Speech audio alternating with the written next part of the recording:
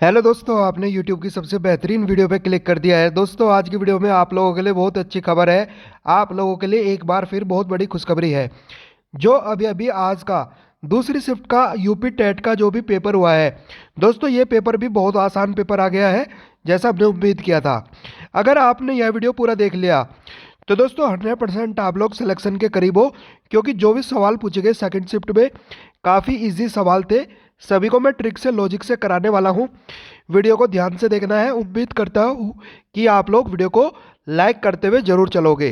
देख लेते हैं दूसरी शिफ्ट में क्या क्या सवाल पूछे गए। आगे बढ़ लेते हैं। तो दोस्तों, अगर आप किसी भी गवर्नमेंट एग्जाम की तैयारी कर रहे हो, सभी सब्जेक्ट को ट्रिक से पढ़ना चाहते हैं, कोई भी सब्जेक्ट टीचिंग के लिए, नीचे लाल कलर का बटन दबाकर चैनल को सब्सक्राइब कर लेंगे, बेल को ऑल कर लेंगे, ताकि सभी नोटिफिकेशन आपको टाइम टू टाइम मिलता रहे हमारे चैनल एग्जाम ताज पर। देख लेते हैं पहली शिफ्ट में क्या क्या दूसरी शिफ्ट में क्या क्या सवाल पूछे गए। तो दोस्तों, पहला सवाल पूछा गया, ए बिलियन पर्याप्त किताब का लेखक कौन है। तो दोस्तों, इनका नाम है अशोक गुप्ता। अशोक गुप्ता आपका राइट आंसर हो जाएगा। देख लेते हैं गाइस अगला सवाल।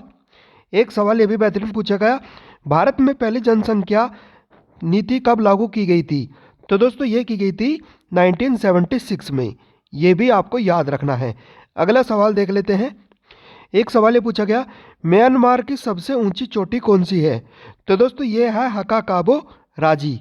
हकाकाबो राजी जो कि कितनी ऊंची है, 5881 मीटर। ये भी आपको याद रखना है। अगला सवाल देख लेते हैं।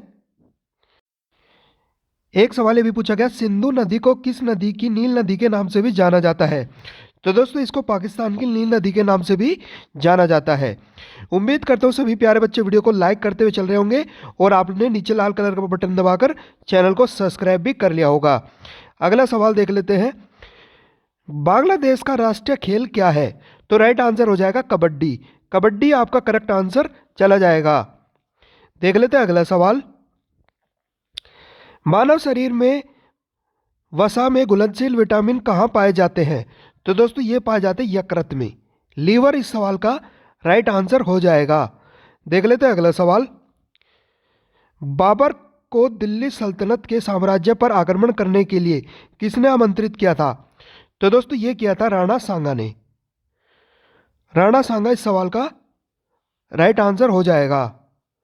देख लेते हैं अगला सवाल, केंद्रीय रिजर्व पुलिस बल का मुख्यालय कहाँ पर स्थित है। तो दोस्तों, ये आपका नई दिल्ली में। नई दिल्ली आपका राइट आंसर हो जाएगा। एक सवाल ये पूछा गया, विश्व शांति दिवस किस तारीख को मनाया जाता है। तो दोस्तों, ये मनाया जाता है 21 सितंबर को। 21 सितंबर आपका राइट आंसर हो जाएगा। देख लेते हैं अगला सवाल। ये पूछा गया, चार संख्याएं दी गई हैं जिनका अनुपात आपको दिया गया है, और इनका जोड़ भी आपको दिया गया है। सबसे बड़ी संख्या का पता लगाएं। तो इनको जोड़कर कितना बन रहा है, 15। 15 की वैल्यू है 105 के बराबर। एक की वैल्यू हो जाएगी 7 के बराबर। सबसे बड़ी संख्या कौन सी होगी, 7। तो एक की वैल्यू 7, तो 7 की वैल्यू 49। 49 आपका राइट आंसर हो जाएगा।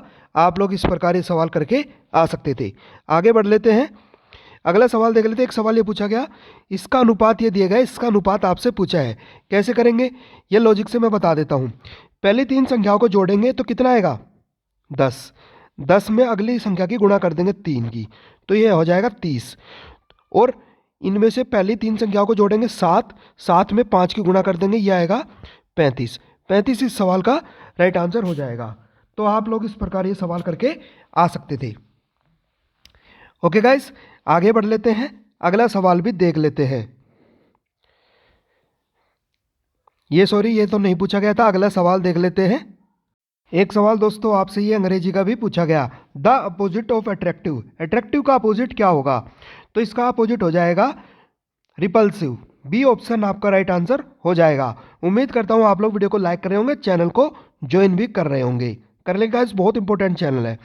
अगला सवाल देख लेते हैं। एक सवाल दोस्तों आपसे पूछा गया, find the most opposite of the word. Deplete का अपोजिट क्या होगा। डिप्लीट का अपोजिट क्या हो जाएगा, ये हो जाएगा सवाल का राइट आंसर हो जाएगा, डिप्लीट का अपोजिट हो जाएगा रीजनरेट। बी ऑप्शन आपका राइट आंसर हो जाएगा। अगला सवाल देख लेते हैं। एक सवाल ये पूछा गया, choose the option that nearly same the meaning. Ancient के, तो इसका राइट आंसर हो जाएगा एज्ड। एज्ड यानी राइट आंसर हो जाएगा सी ऑप्शन। आप लोग इस प्रकार ये सवाल करके आ सकते थे। एक सवाल ये भी पूछा गया, choose the word opposite in meaning. Draught का उल्टा क्या होगा? सूखा। सूखा का उल्टा होगा क्या? ये हो जाएगा आपका, ड्रोट का उल्टा बताना है आपको, यानी फ्लड।